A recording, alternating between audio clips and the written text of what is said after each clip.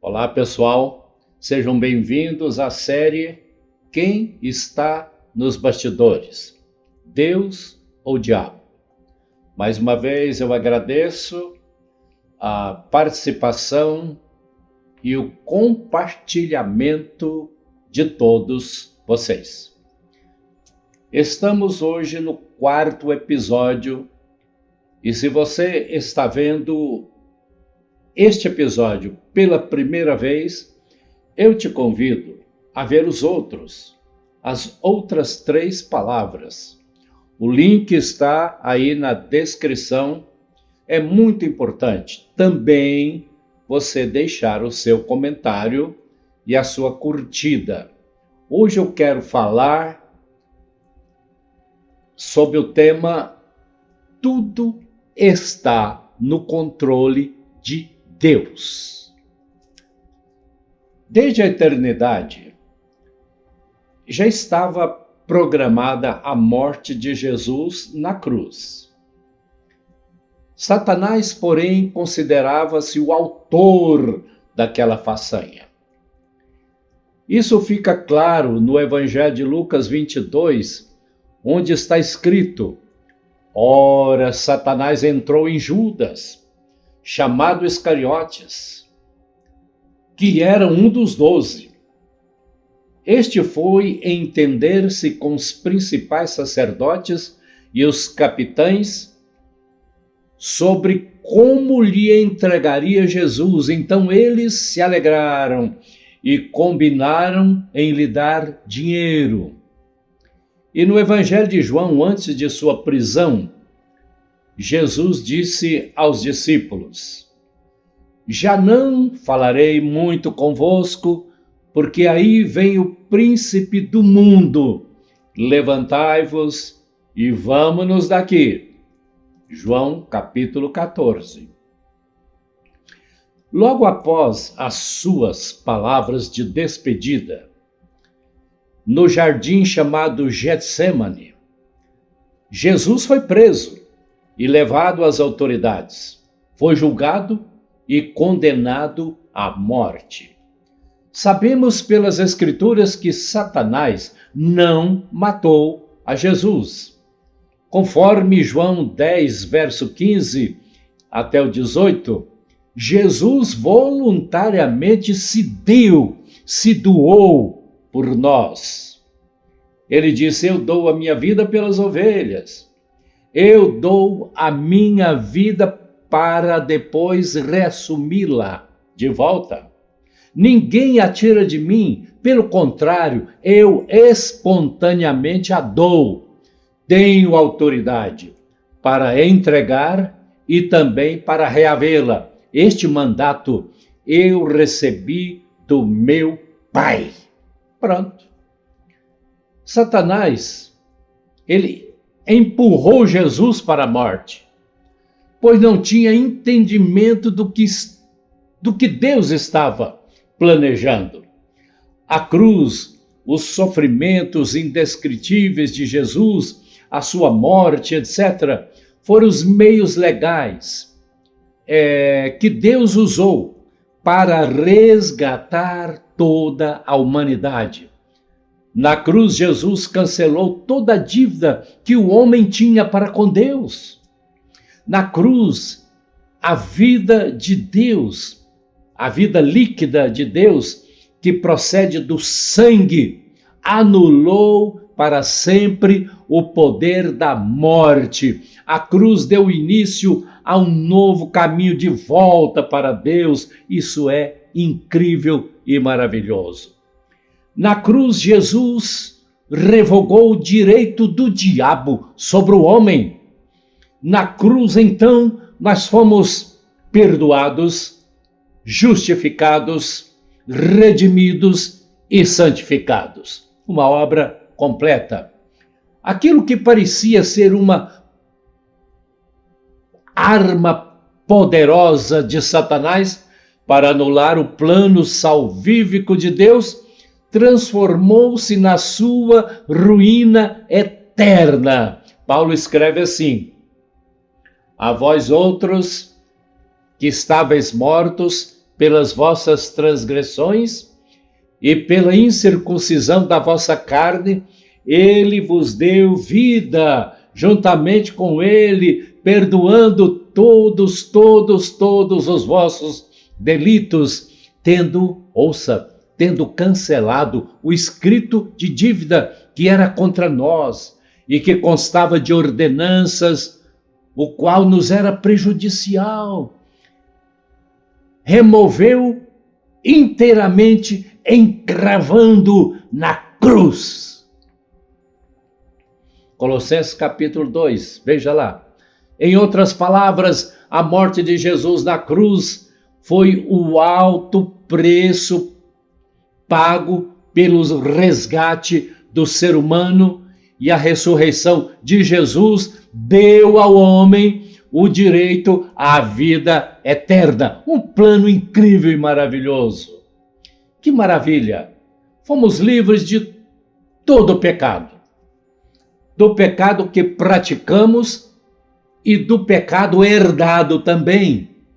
Não foi só o sangue de Cristo que foi derramado, mas toda a sua vida, e assim a redenção do mundo foi definitivamente efetivada.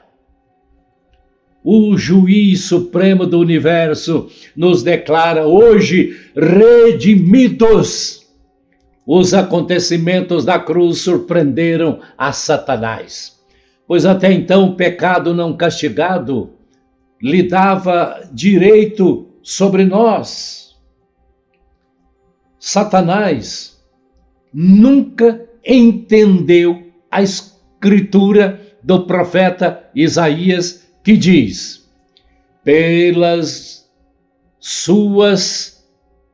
nossas transgressões ele foi moído e esmagado por causa das nossas iniquidades. É isso. O castigo que nos traz a paz estava sobre ele, e por suas feridas nós fomos sarados. Confira, está lá em Isaías 53. Hoje todo aquele que crê na palavra de Deus é incluído nessa decisão maravilhosa da graça de Deus. Agora pare um pouquinho e diga bem alto: aleluia, aleluia, isso é maravilhoso. Meus queridos e amados irmãos, Satanás ficou olhando para os acontecimentos da cruz sem entender absolutamente nada. Você já viu um cachorro que fica latindo no ônibus que passa? Quando o ônibus se vai, ele fica sentado no próprio rabo, olhando com aquela cara de idiota. Assim aconteceu com os poderes encarregados de matar a Jesus. Até hoje, Satanás está se perguntando: onde foi que eu errei? Eu estou me lembrando quando o navio de Paulo naufragou, todos estavam amedrontados e aflitos. Eu já passei situações semelhantes, mas o apóstolo Paulo estava debaixo de uma palavra de Deus. E por confiar em Deus, ele salvou a si mesmo e a todos que estavam naquela embarcação. Havia uma ordem do inferno: matem Paulo.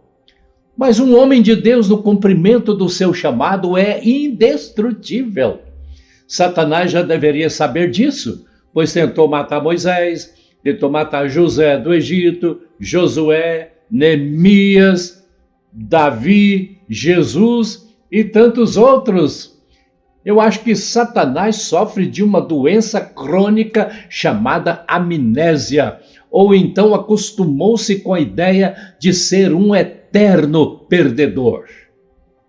Imagine comigo a cena do naufrágio. Foi uma viagem de provas, lutas e triunfos. O apóstolo amadureceu muito com aquela experiência. O ponto notável dessa história é que os lugares difíceis e estreitos são sempre entremeados das mais extraordinárias intervenções e providências de Deus. Acho que o diabo fica maluco da vida. Existe algo curioso nessa armadilha maligna que me chama muita atenção, mas às vezes não notamos. Achamos que a vereda da fé é semeada de flores. É comum pensar-se que quando Deus intervém na vida do seu povo, ele o faz numa escala tão extraordinária que somos colocados acima do plano de dificuldades. Isso não é verdade. A realidade, entretanto, é que a experiência mostra bem o contrário. A história da Bíblia é pontilhada de provas e triunfos, alternadamente na vida de cada um dos que formam a grande nuvem de testemunhas, desde Abel até o último mártir que houver aqui no mundo. Bem, Paulo, mais do que qualquer outro, foi um exemplo do quanto um filho de Deus pode sofrer sem ser esmagado ou despedaçado no seu espírito. Por causa do seu testemunho em Damasco, Paulo foi perseguido pelos adversários e obrigado a fugir para salvar a sua vida. Mas não vemos uma carruagem celeste cercada de raios de fogo, trovões e chamas, arrebatando o apóstolo dos seus inimigos. Não. O que nós vemos é que eles o desceram por uma muralha lá em Damasco e ele foi colocado dentro de um cesto e assim conseguiu fugir, assim escapou. Muitos só esperam o livramento do Senhor com manifestações sobrenaturais, mas nem sempre é assim. Não é todo dia que o mar vermelho se abre, nem sempre há uma sarça ardendo à nossa frente. Não vemos uma saraivada de pedras sobre os nossos inimigos toda hora. Não, não e não. No caso do naufrágio, na viagem de Paulo, não vemos uma galera vinda do céu para apanhar no naufrágio o nosso prisioneiro. Não vemos um anjo andando sobre as águas e aquietando as ondas bravias. Não vemos nenhum sinal sobrenatural de que algo transcendente estivesse acontecendo. Vemos um homem assegurar-se a um mastro, outro a uma tábua flutuante, outro agarrar-se a um destroço qualquer, outro ainda salvar-se nadando. Aqui está outro método de Deus salvar. Vivemos no meio de circunstâncias e situações comuns, e quando o perigo nos ameaça, o que devemos fazer? Devemos fazer como Paulo em Damasco, fugir. Repita comigo, fugir.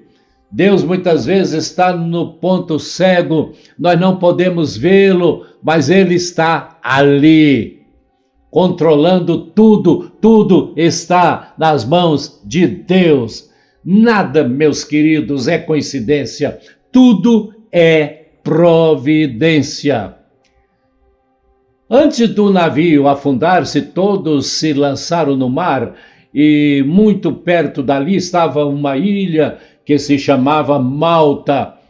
Agora vejam bem, duas correntes se encontraram, o navio ficou encalhado e foi ordenado a todos que se lançassem ao mar e nadassem até alcançar terra seca. Foi assim, diz a Bíblia, que todos se salvaram, mas Deus estava naquele negócio. Leia, confira Atos 27. Os habitantes da ilha eram os bárbaros, que acolheram a todos com humanidade, diz a Bíblia. Deus estava nesse negócio. O maligno, não satisfeito com a derrota, utilizou-se de uma cobra venenosa para matar Paulo, agarrando-lhe a mão. Paulo não se afligiu, apenas sacudiu a cobra no fogo e não sofreu mal nenhum.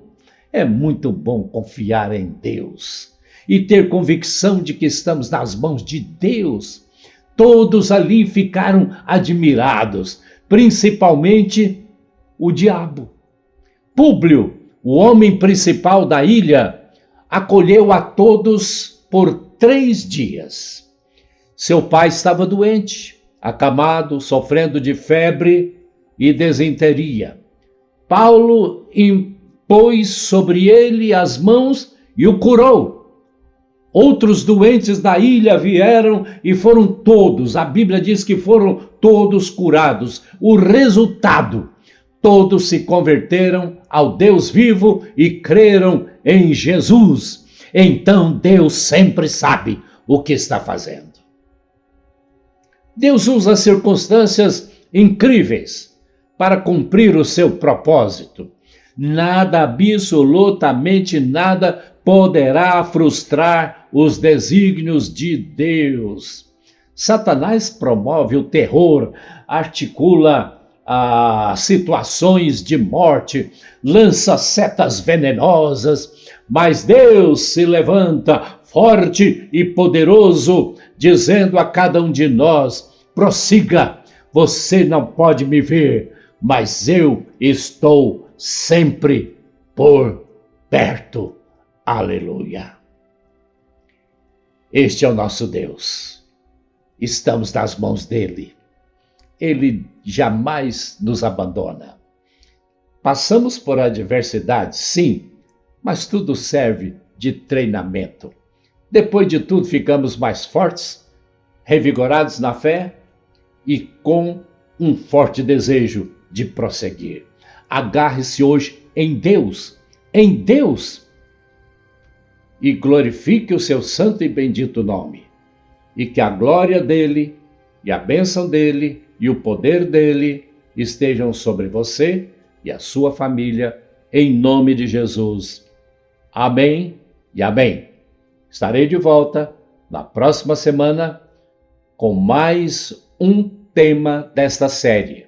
Quem está nos bastidores? Deus ou o diabo? Um abraço.